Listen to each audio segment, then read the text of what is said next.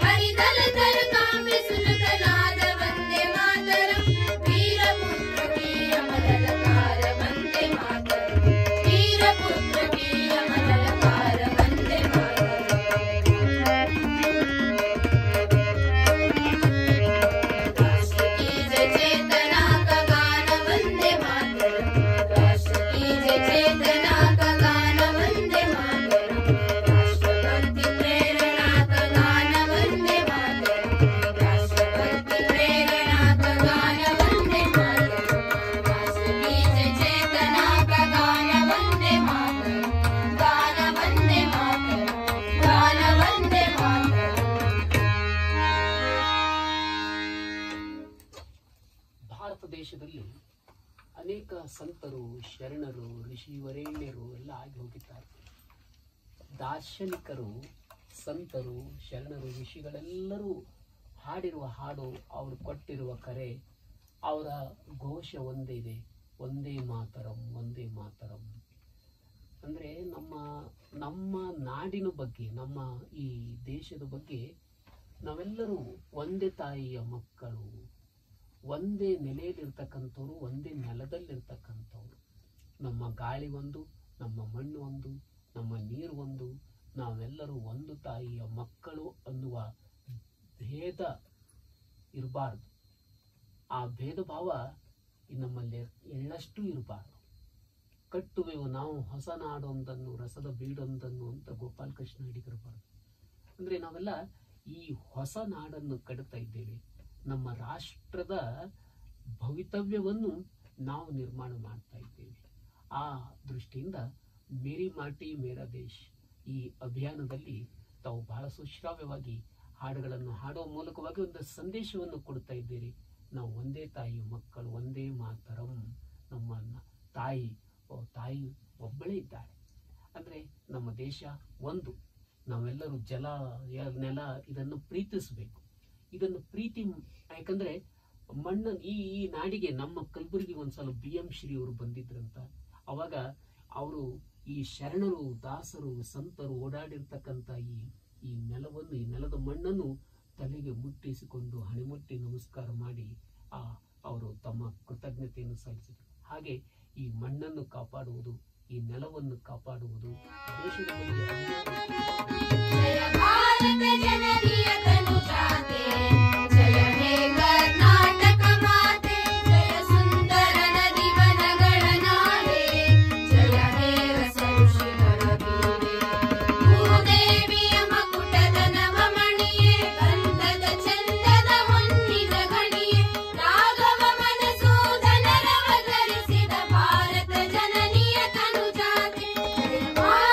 जननीय तनु जाते, जय हे कर्नाटक माते।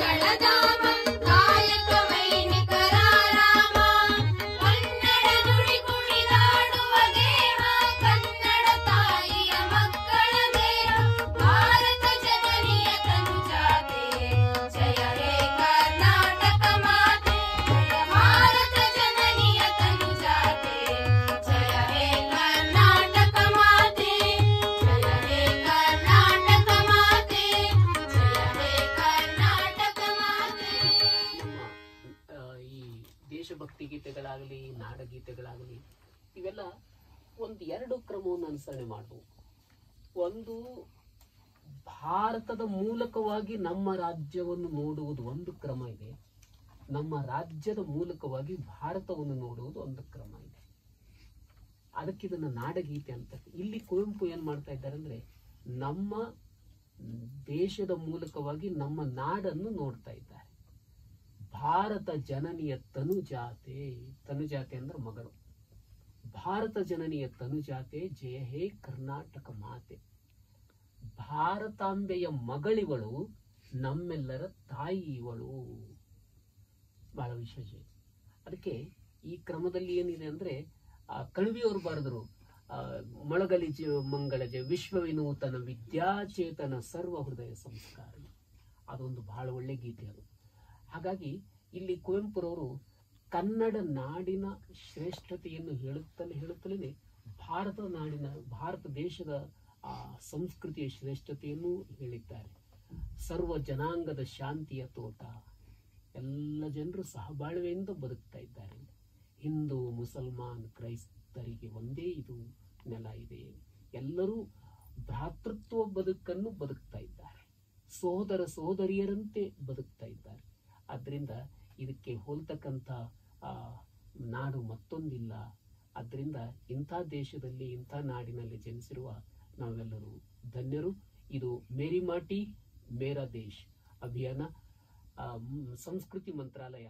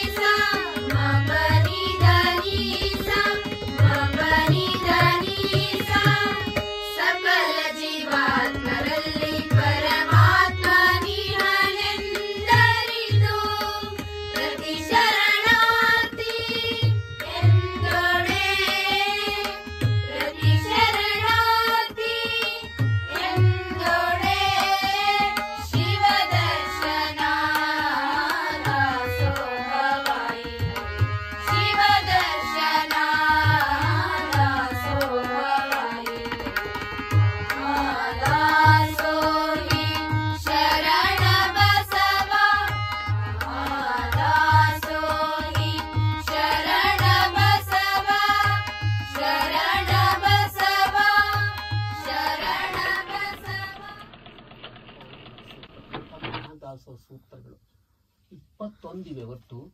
16 ಸೂತ್ರಗಳನ್ನು ವಾಣಿಜ್ಯರಂ ಅವರು ಬಹಳ ಸುಶ್ರಾವ್ಯವಾಗಿ ಹಾಡಿದ್ದಾರೆ. ಇನ್ನು ಇತರರು ಕೂಡ ಹಾಡು, ರೇಖಾರಾವ್ ಅಂತೇಳಿ ಹಾಡಿದ್ರು, ಮೇಡಮ್ ಅವರೆಲ್ಲ ಹೋಗಿ ಅದನ್ನು ರೆಕಾರ್ಡ್ ಮಾಡಿದ್ರು. ಸುರೇಶ್ ವಾಡ್ಕರ್ ಅವರು ಹಾಡಿದ್ರು, ಅನುರಾಧ ಪೌಡ್ವಾಲ್ ಅವರು ಹಾಡಿದ್ರು. ಈ ಗುರುವಿಂದಿ ಶರಣು ಶರಣಾರ್ಥಿ, ಲಿಂಗಕ್ಕೆ ಶರಣು ಶರಣಾರ್ಥಿ, ಜಂಗಮಕ್ಕೆ ಶರಣು ಶರಣಾರ್ಥಿ.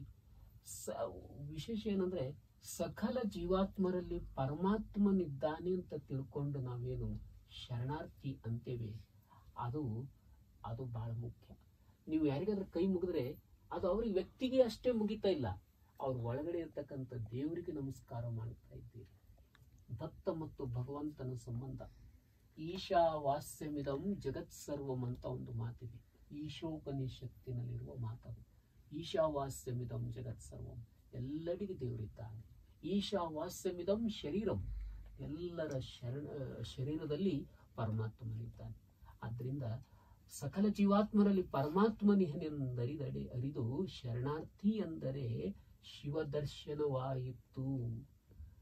ನಮ್ಮ ಶರಣರು ಶಿವನನ್ನು ಎಲ್ಲೋ ಕಾಡಿನಲ್ಲಿ ಅಲ್ಲಿ ಇಲ್ಲಿ ಯಾರೂ ಇಲ್ಲದಲ್ಲಿ ಅಲ್ಲಿ ಹುಡುಕಿಲ್ಲ. ಶಿವನನ್ನು ಎಲ್ಲಿ ಕಂಡಿದ್ದಾರೆ ಅಂದ್ರೆ ಪ್ರತಿಯೊಂದು ಜೀವಿಯಲ್ಲಿಯೂ ಶಿವನನ್ನು ಕಂಡಿದ್ದಾರೆ. ಪ್ರತಿಯೊಂದು ಜೀವಿಯೂ ಶಿವನ ಒಂದು ಸಚ್ಚಿದಾನಂದ ಅಂಶನೇ ಇದೆ. ಆ ದೃಷ್ಟಿಯಿಂದ ಪೂಜ್ಯಪ್ಪವರು ಬಹಳ ವಿಶೇಷವಾದಂತಹ ಮಹದ ಸೂತ್ರವನ್ನು ಬರೆದಿದ್ದಾರೆ. ಗುರುವಿಂಗೆ, ಲಿಂಗಕ್ಕೆ, ಜಂಗಮಕ್ಕೆ ಶರಣು ಇವುಗಳನ್ನು ಅರ್ಪಿಸಿ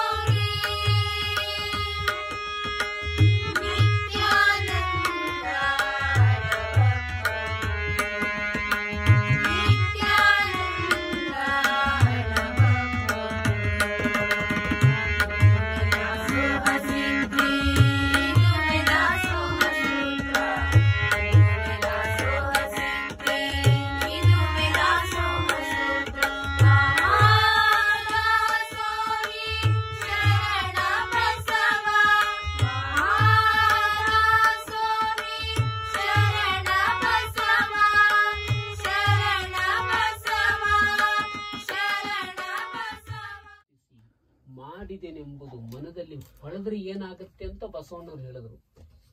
ಏಡಿಸಿ ಕಾಡಿತ್ತು ಶಿವನ ಡಂಗುರ. ಮಾಡಿದೆನೆಂಬುದು ಮನದಲ್ಲಿ ಹೊಳೆಯದೆ ಇದ್ದರೆ ಏನಾಗ್ತದೆ? ನಾನು ಮಾಡಿದ್ದೇನೆ, ನಾನು ನೀಡಿದ್ದೇನೆ ಅನ್ನುವುದು ಏನೂ ಇಲ್ಲ ಅಂತ. ಅಹಂ ಕರೋತಿ ಇತಿ ವೃಥಾಭಿಮಾನ ಅಂತ ಇದೆ ಸಂಸ್ಕೃತದಲ್ಲಿ. ನಾನು ಮಾಡಿದ್ದೇನೆ ಅನ್ನೋದು ಸುಳ್ಳು ಅಭಿಮಾನ. ಅದು ದೇವರೇ ಒಂದು ವೇಳೆ ಕೊಟ್ಟಿದ್ದಿಲ್ಲ ಅಂದ್ರೆ ನಾವೆಲ್ಲಿ ಕೊಡಲು ಸಾಧ್ಯ ಇದೆ? ಈ ಹಿನ್ನೆಲೆಯಲ್ಲಿ ಇಳೆ ನಿಮ್ಮ ದಾನ ಬೆಳೆ ನಿಮ್ಮ ದಾನ ಈ ವಚನ ಎಲ್ಲ ಗೊತ್ತಿದ್ದ ಅಂದ್ರೆ ನಾವೇನಾದ್ರೂ ಮಾಡಿದ್ದೇವೆ ನೀಡಿದ್ದೇವೆ ಅಂದ್ರೆ ಅದು ಭಗವಂತನ ಕೃಪೆ. ಪೂಜ್ಯ ಅಪ್ಪೋರಿಗೆ ಯಾರಾದ್ರೂ ಬಂದು ಕೇಳಿದ್ರೆ ಅವರು ಇಲ್ಲ ನಿಮ್ ಕೈ ಮೇಲೆ ಬಹಳ ದೊಡ್ಡ ಕೆಲಸಗಳಾದವು ಅಂದ್ರೆ ಅವ್ರಂತಾರೆ ಆ ಕೆಲಸಗಳು ದೊಡ್ಡ ಆಗಿದೆ ಅಂದ್ರೆ ಅದರ ಅರ್ಥ ಏನಂದ್ರೆ ಶಿವನ ಕರುಣೆ, ಶರಣ ಬಸವರ ಕರುಣೆ ಹೆಚ್ಚಾಗಿದೆ ಅಂತ ತಿಳ್ಕೊಳ್ತೀನಿ ಅಂತ ಹೇಳ್ತಿದ್ರು. ಹಾಗೆ ನಿಮ್ಗೊಂದು ಶಕ್ತಿ ದೇವರು ಕರುಣಿಸಿದಾಗ ಮಾತ್ರ ನೀವು ಕೊಡಲು ಸಾಧ್ಯ ಇದೆ. ಆದ್ರಿಂದ ಮಾಡಿದೆನೆಂಬುದು ಮನದಲ್ಲಿ ಹೊಳೆಯದಿದ್ದರೆ ಭಕ್ತರಿಗೆ ಬೇಡಲಾರ್ದನೆ ಭಗವಂತನು ಕೊಡುತ್ತಾನೆ, ಕರುಣಿಸುತ್ತಾನೆ ಎನ್ನುವುದು ಇದರ ತಾತ್ಪರ್ಯ ಇದೆ.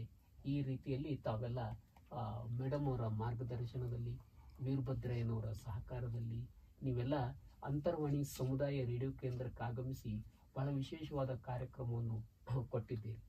ಒಳ್ಳೆ ಚೆನ್ನಾಗಿ ಸುಶ್ರಾವ್ಯವಾಗಿ ಹಾಡುವ ಧ್ವನಿಗಳು ಅನೇಕವಾದರೂ ಅನೇಕತೆಯಲ್ಲಿಯೇ ಏಕತೆ ಅನ್ನುವಂತೆ ತಾವೆಲ್ಲ ಸುಶ್ರಾವ್ಯವಾಗಿ ಹಾಡಿದ್ದೀರಿ. ಇಲ್ಲಿವರೆಗೂ ಕರ್ಕೊಂಡು ಬಂದು ಇಂಥ ಕಾರ್ಯಕ್ರಮವನ್ನು ಅರ್ಥಪೂರ್ಣವಾದಂಥ ದೇಶಭಕ್ತಿ ಗೀತೆ, ನಾಡಗೀತೆ, ಮಹಾದಾಸ ಸೂತ್ರಗಳನ್ನು ಹಾಡಿಸಿರ್ತಕ್ಕಂಥ ಮೇಡಮ್ ಅವರಿಗೆ, ವೀರಭದ್ರಯ್ಯವರಿಗೆ ಮತ್ತು ನಿಮಗೆ ಎಲ್ಲರಿಗೂ ಧನ್ಯವಾದಗಳು. ಎಲ್ಲರಿಗೂ ನಮಸ್ಕಾರ.